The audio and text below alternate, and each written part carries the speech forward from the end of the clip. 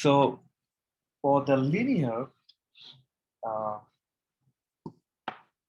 growth model, so the first topic we have is the linear growth model. So for the linear, if you remember, the graph looks like this.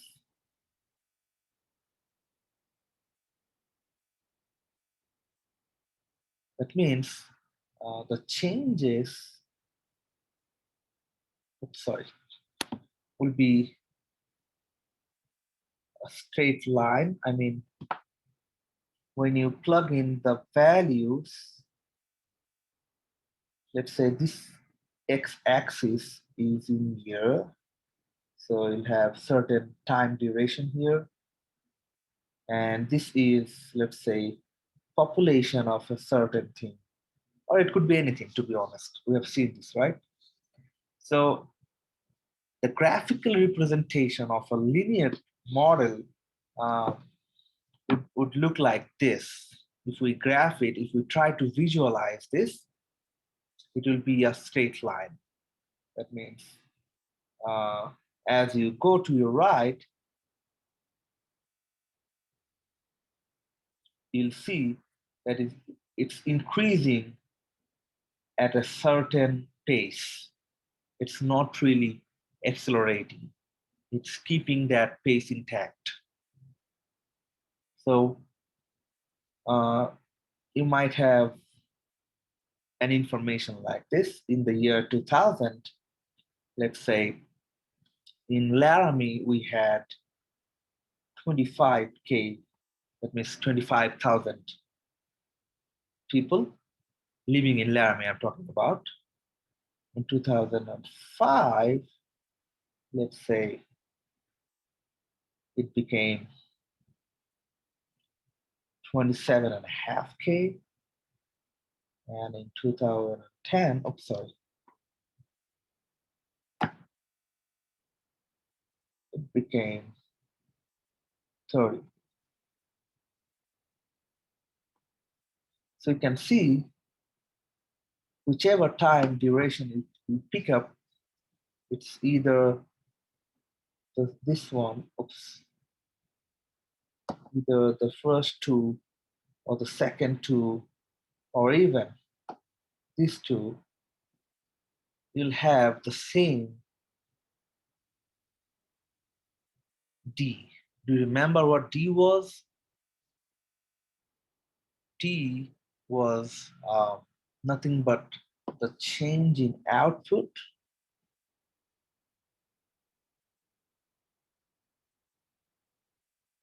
over the change in input. That means the time difference at the bottom.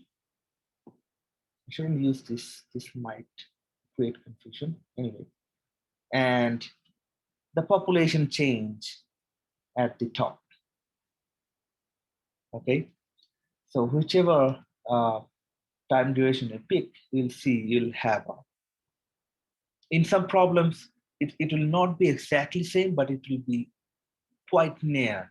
So it will not be exactly linear, but for our problems we are just at the beginning phase, so we can say it's just about linear, and we can use the formula of linear growth models. So you can see the change will be some sort of constant, right? It will not pick up acceleration, as I said before. Okay, now let's see what does it give us, I mean, in terms of the formula.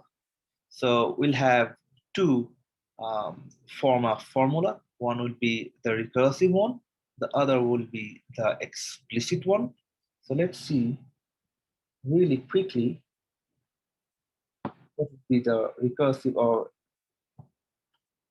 explicit form of it. So the recursive form of the linear growth model would be Pm equals to Pm minus 1 plus D, where D is the same as we had mentioned just a little bit before. Pn is the population of that certain thing, what we are considering for that particular problem, after nth year, and this is the population after the n minus nth, n minus 1 year. That means just the year before, the final population we are considering for. That means if P10 is the population after 10 years, so this will be P9. As you can see, it's Pn minus 1. That means just the year before, just the previous time duration. It might not be in years though. It could be in months. It could be in days, depending on the question. But it's just the previous time duration. So if it's P10, it would be P9. And of course, D is the same. We need to calculate D by this formula. So this is the recursive format. Now, what is the explicit format? The explicit format would be Pn equals to n times D plus P naught. This P naught is the initial population. That means when we started, n equals 0. And D is the same as before. N is the time duration. Okay. So this is the form of linear growth. Now let's quickly see the exponential growth, and then I'll give you a chance to ask questions. So the exponential growth. This time the change will not be linear. You can clearly understand, because if it was linear, we would have said it's a linear growth model, right? This time the change will be exponential. Okay, now how does that look graphically?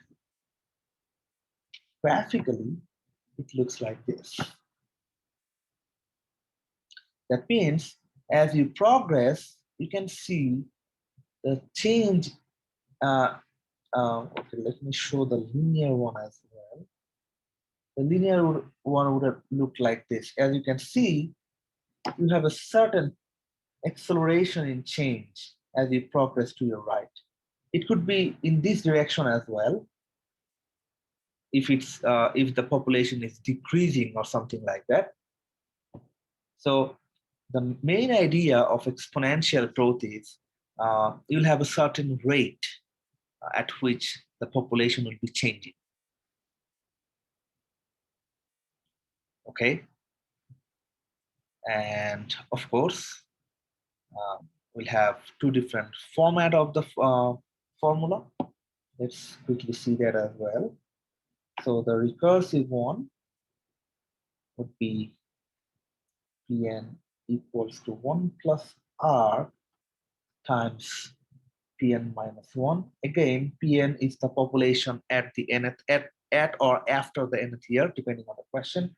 R is the rate we are talking about. It's the growth rate.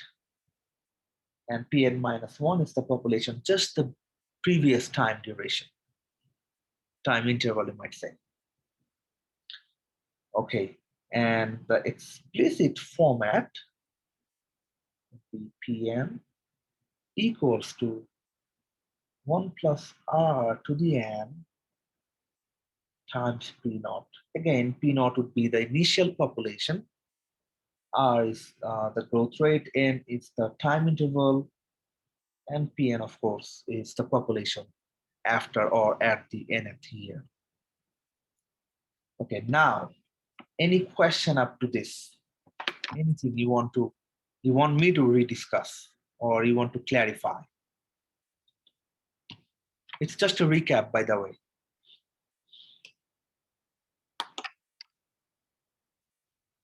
Any question? All good?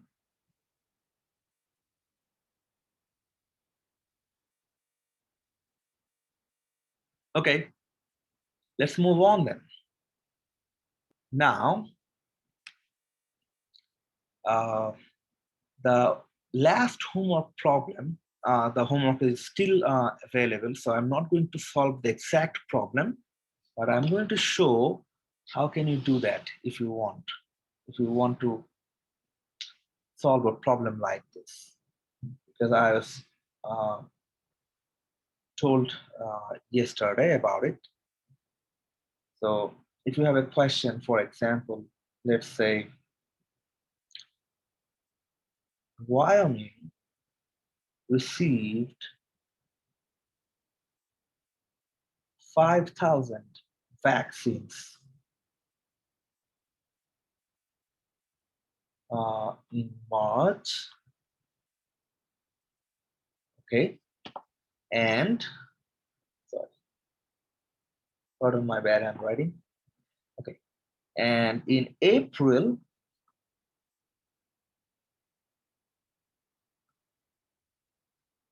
it got 11,000 vaccines.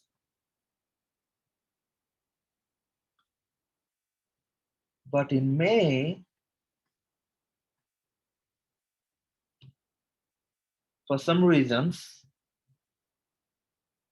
Wyoming only managed to receive, only two received, that is clumsy, only received 6K vaccines. That means 6,000 vaccines. So from this given information, can we eyeball or even visualize what type of model it could be? Is it a linear one? Is it an exponential one? What it could be? So who want to volunteer this answer?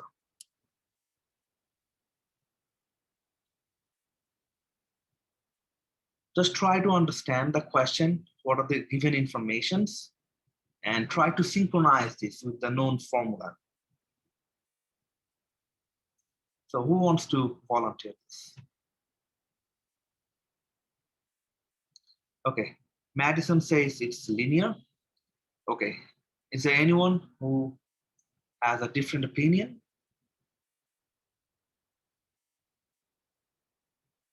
You can try even though it's wrong. There is no harm in trying.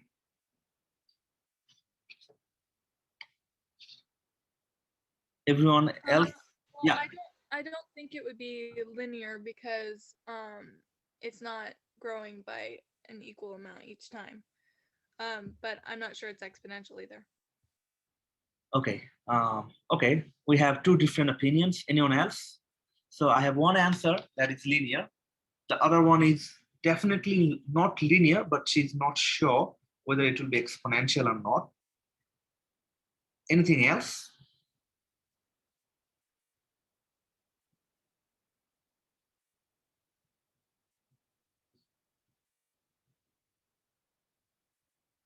Everyone else has the same opinion?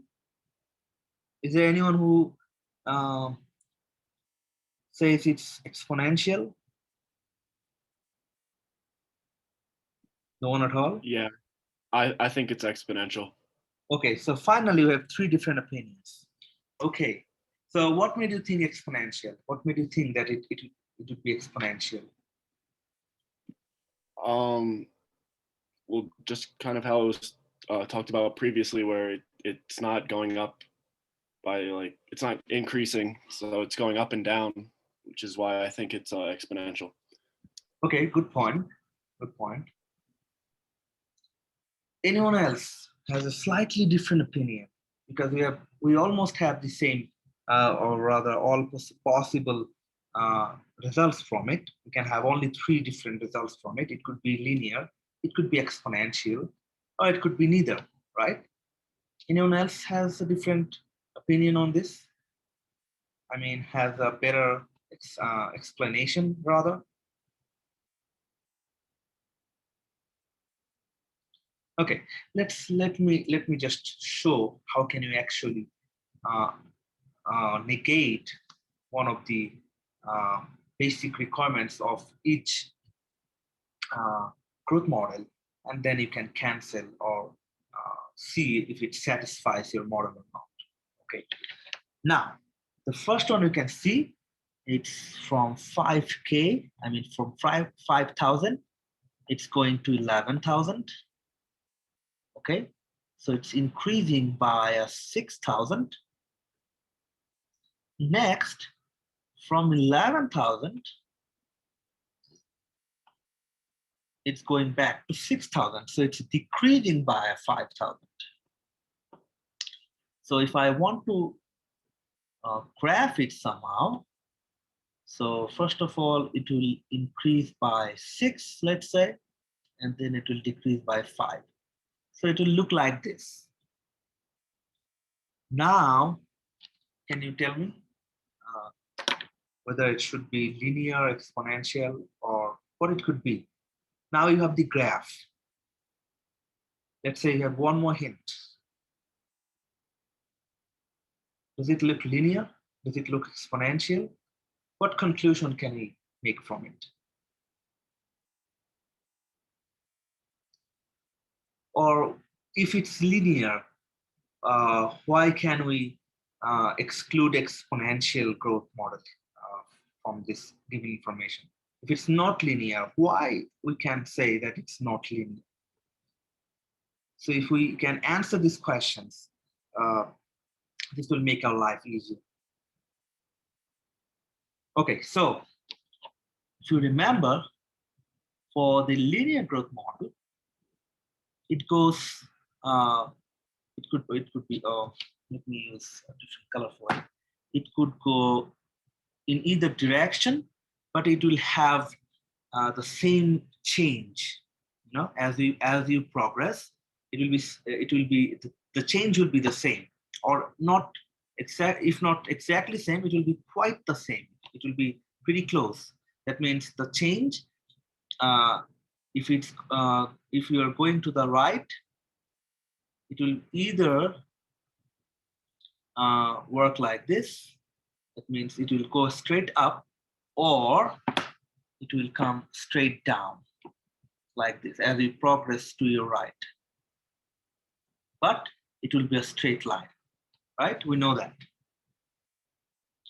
And for this one, yeah, as we are progressing to our right, I can see it's going up, no problems. But suddenly, after this, I can see it's going down. It's not going to that exactly same direction.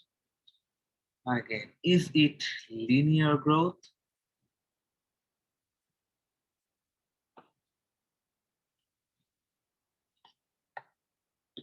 Anyone?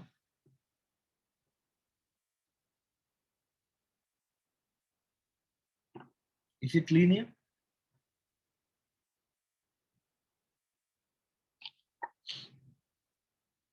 As we progress, is it going into the same direction, keeping the same change of rate? And the answer is no, right? So it's not linear. Now let's see whether it's exponential or not. For the exponential growth, again, as you progress to your right, you can see there will be a change of rate. I mean, the rate will be the same, but you can see it will accelerate after every time interval. So instead of a straight line, you'll see that it's going up, up, up, up, and up. If you go to your right, or it could be like this as well. As you go to your right, if it's decreasing, it will decrease like this exponentially. Okay, it will decrease like this as you go to your right.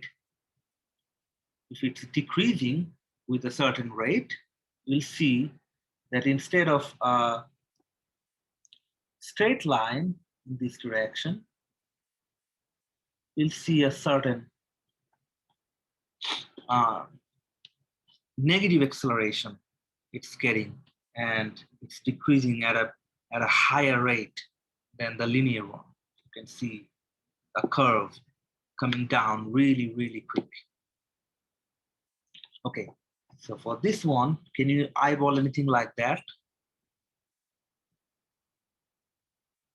Is it increasing exponentially, or is it decreasing exponentially? Anyone?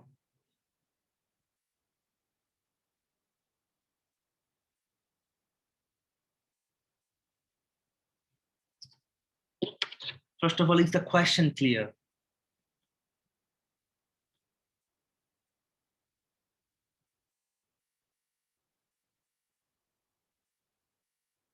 Is it exponential? No.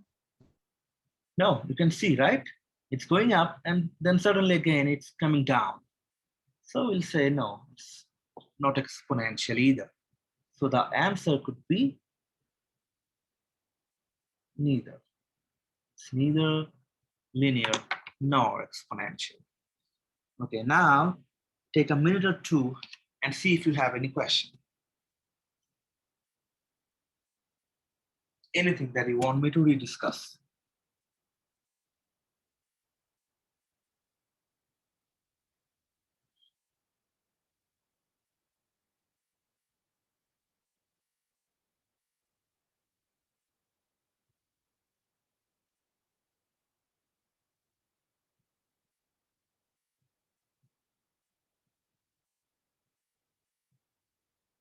No questions at all?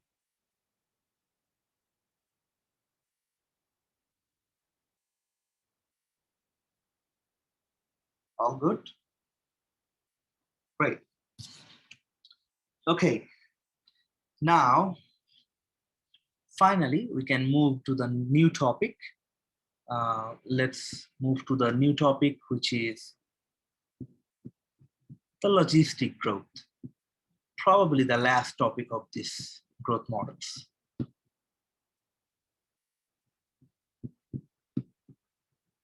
Okay, so at page 188, if you have the book in front of you, please have that open.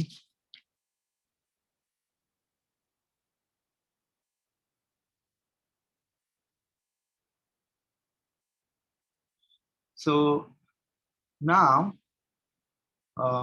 let us see what is this logistic growth and what are the informations we need to have a growth model like that, and how can we solve it.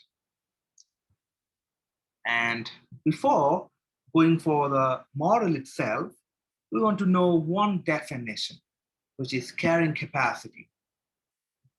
Okay, so what is a carrying capacity, and what does it mean? How significant it is? So if you have an aquarium,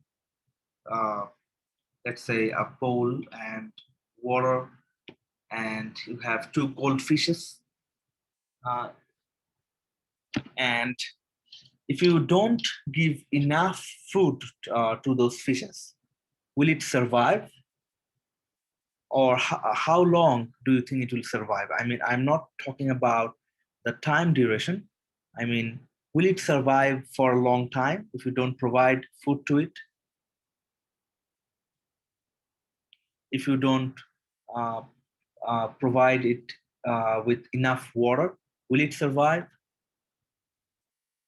If it doesn't have, yeah, sorry. Anyone try to say anything? Oh no, sorry, that was an accident. It was an accident. Oh, okay, no problem. So if the water, if the environment doesn't have enough oxygen, will it survive for a really, really long time? Can you answer? Can you see what's going on? That means you need a proper environment, don't you? Even for yourself, for every single species, for every single living thing on planet Earth, you need a proper environment to survive, to sustain for a long, long time. That means you need to have the resources for your survival. For us, it's oxygen, it's food, at least these two, right? And a bit of space as well. We need more space. Okay, so the carrying capacity actually determines the largest population that one particular environment can support. That means for a particular species, for a particular living thing on planet Earth or anywhere else in our universe, in a particular environment, does it have enough resources? If yes, how much of that particular species can live there, can sustain there, can survive there? The carrying capacity actually gives you the number, okay? The degree, the largest population overall in that particular environment. So for example, if you have a bowl of aquarium, a bowl, if you have enough water, if you provide them enough food, that aquarium might contain at most, I guess, just an assumption, at most 5 to 6 goldfishes, not more than that. If you provide, if you leave more goldfishes there, then it might create problems for them, for those fishes, and they might compete with each other for the oxygen it has in the water, the food you will provide, and eventually one or two might die.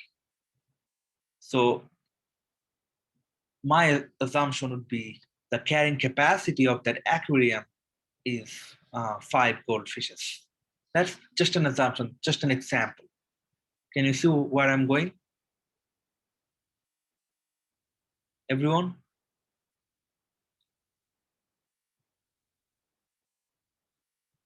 Okay, so let's look at the definition from the book. It says the carrying capacity or maximum sustainable population is the largest population that an environment can support. As you can see, if you rephrase it using English words, this makes more sense. The maximum sustainable population, right? All right, now let's see what we have next. So let's quickly see the example we have just after the definition. It says if the carrying capacity was 5,000, the growth rate might vary something like that. In the graph, okay, they have a graph right beside the question, right beside the question. It says this is a linear equation with intercept at 0.1 and the slope negative 0.1 over 5,000. So we could write an equation for this adjusted growth rate as this.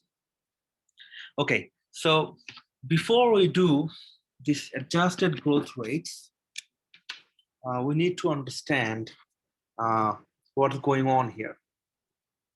Okay, so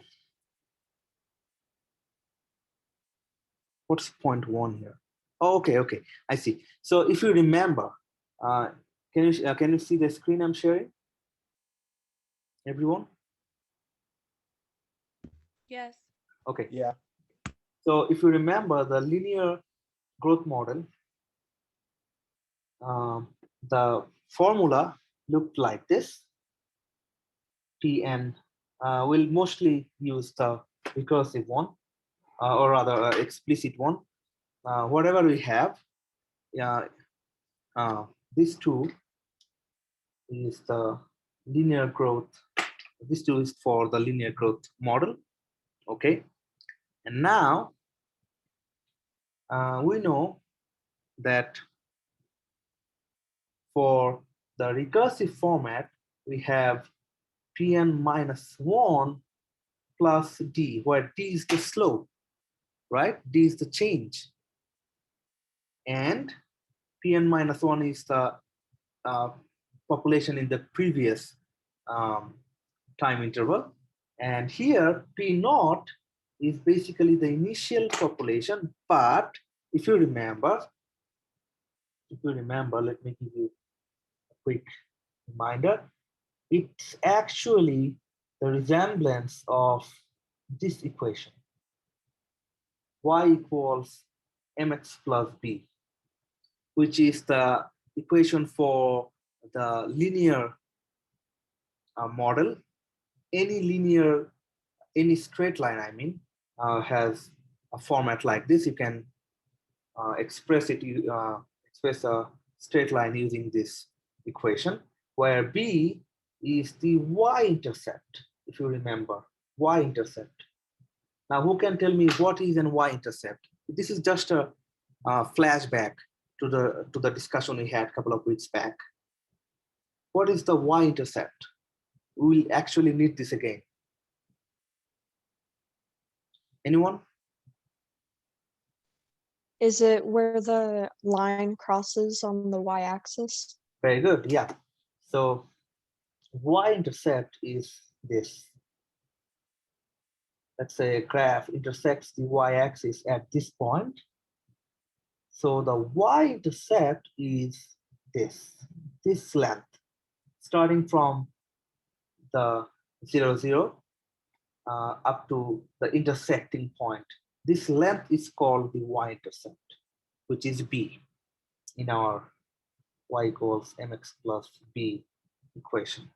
And m is the slope, right?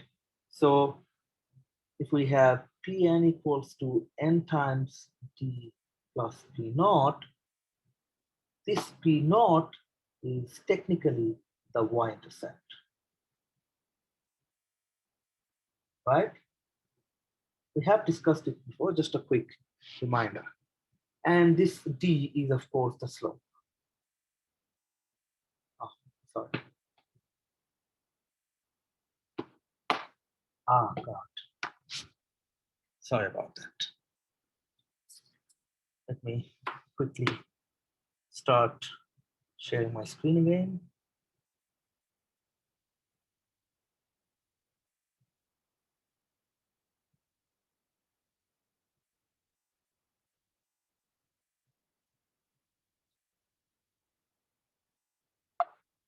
Okay, can you see the screen now?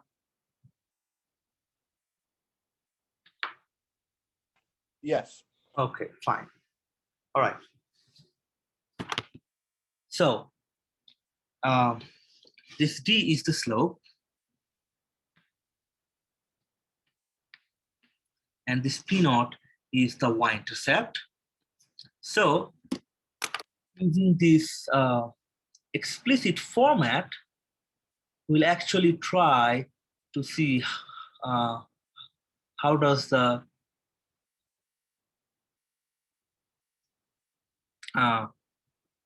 adjusted population look like. Okay.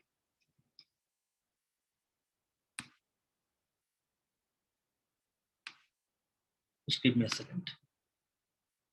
Oh God, my laptop is kind of freeze. It's frozen, yeah. Anyway, I don't think I need my laptop. As long as you can see the screen, that should work. Okay, so if you remember, the question said it has a y-intercept. I mean, it has an intercept at 0.1, right? And it has a slope negative 0.1 over 5,000. Correct me if I'm wrong. I can't really see the screen. My computer is frozen. Sorry for that. Did I use the right information?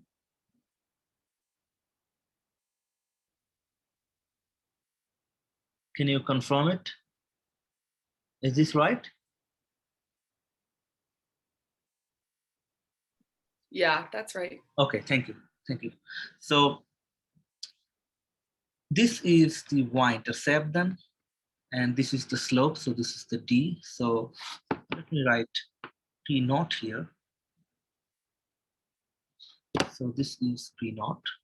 So we can actually rewrite the Pn as, let me write the formula again for you. So n will remain n, and d will become negative 0.1 over a 5,000. And P naught is 0.1. This is given, right? So the adjusted one would be 0.1 minus 0.1 over 5,000 times n. So it will look like this, because it's a linear.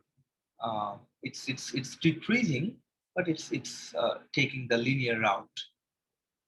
Okay. All right. So now I need to see the book again. What else we have next? Let me see if I can use my computer.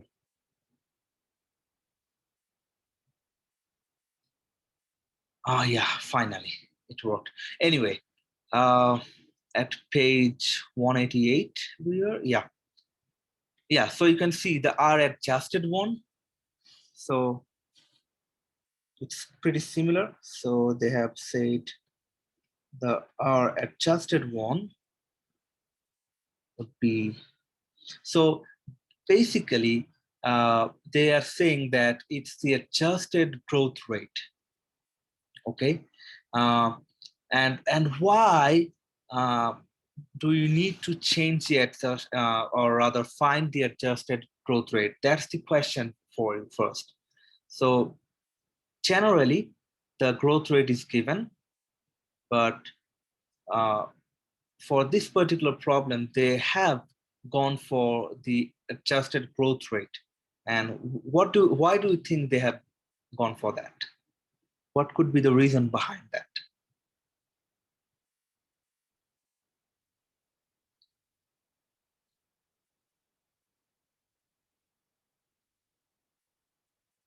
Anyone?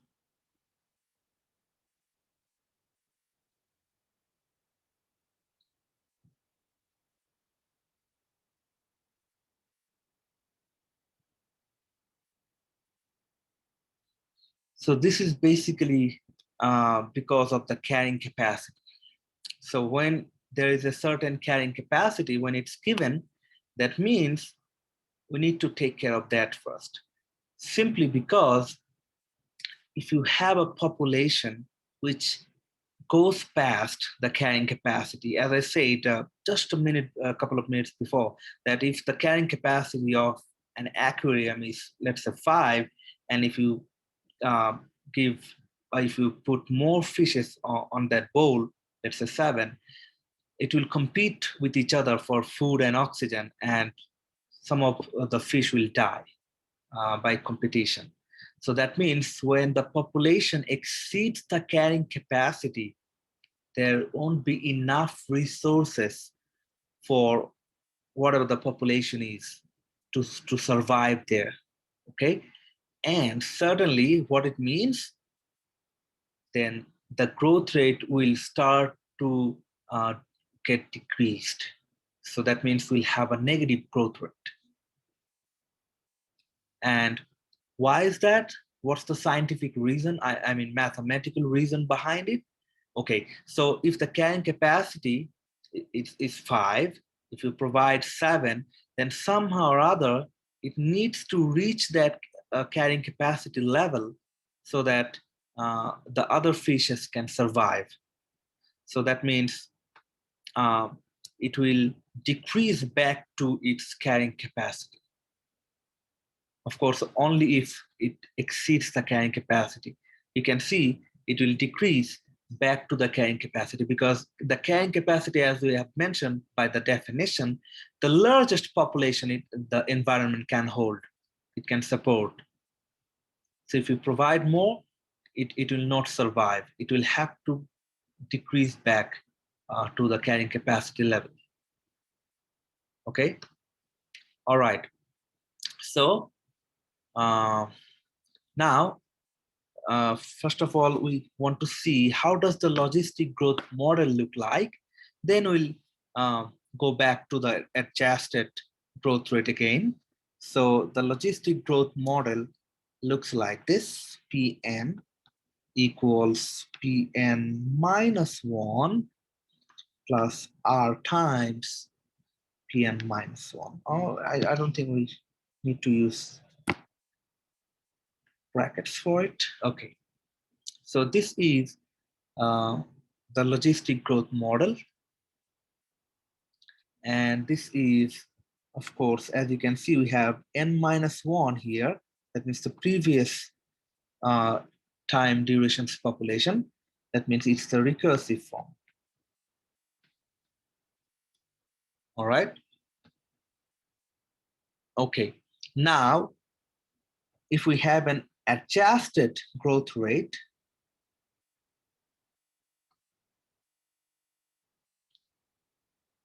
using the same principle as y equals mx plus b, since the question said it's linearly decreasing, you can see the graph, you can eyeball it, it's definitely linear.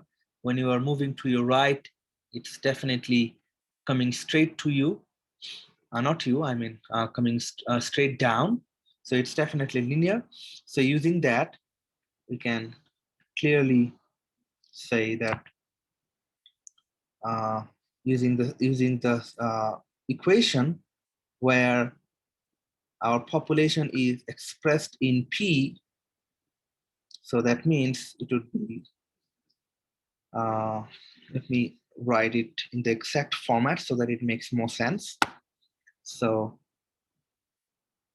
R would be negative 0.1 over 5,000 times P plus 0.1. Now, who can tell me why can you write that? Why can you write that?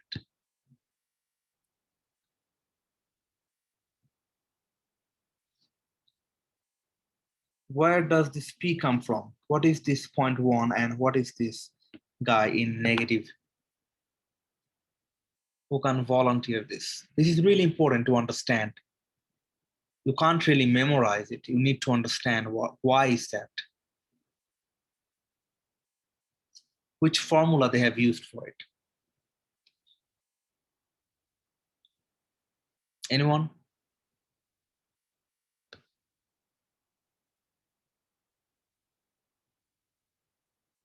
Okay, let me give you the idea. So again, yeah, we have used this formula.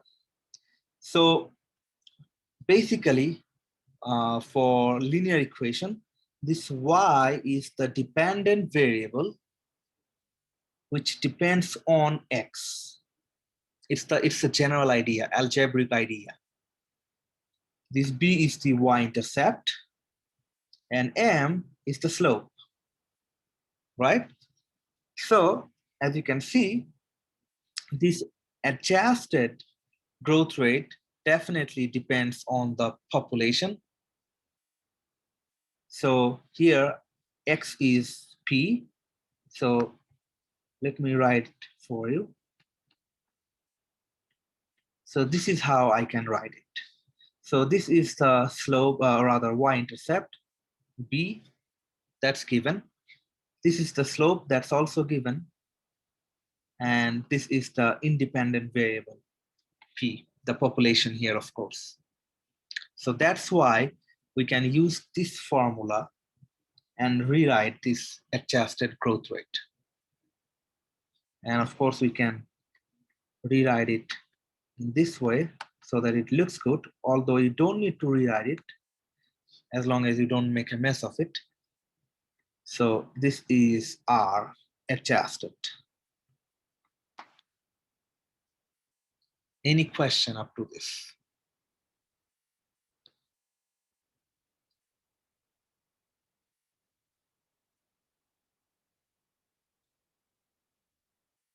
Okay, so we can factor out 0.1 from both the terms.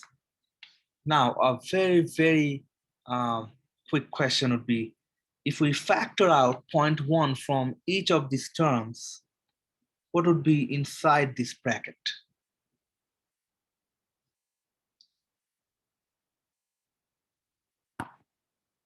This is really important again, because this is an algebraic process. You can't really memorize it, so you need to understand. If you factor out something from two terms, what will remain? Anyone?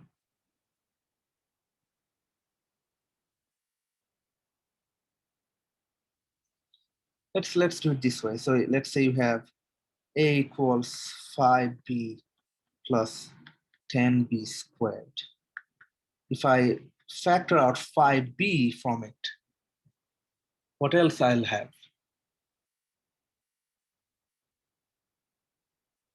So from the first term, if I factor out 5b, what else remain? From the first term, just look at the first term. If I take out 5b out of 5b, what else do I have? 10b squared. No, from the first term. Don't look at the second term, only from this term. So it had 5b, I'm factoring out 5b out of it. What else I'll have?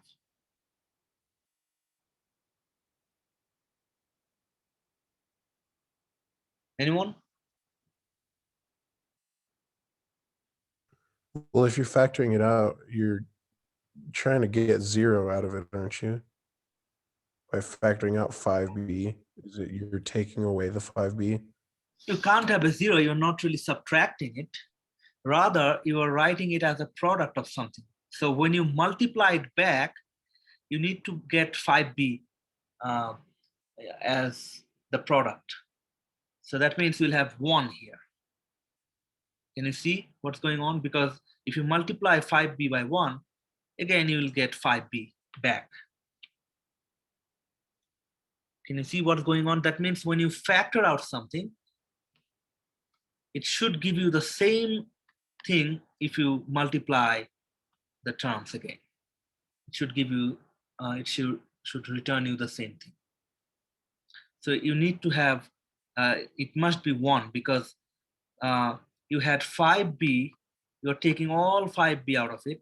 So you'll just have only 1 because when you multiply something by 1, you get the same thing. So you'll get 5b in return. Does it make sense? And it will have 2b here because if you multiply 5b times 2b, you'll see it will give us 10b squared. Okay, so we'll start from here. Let's stop it here now.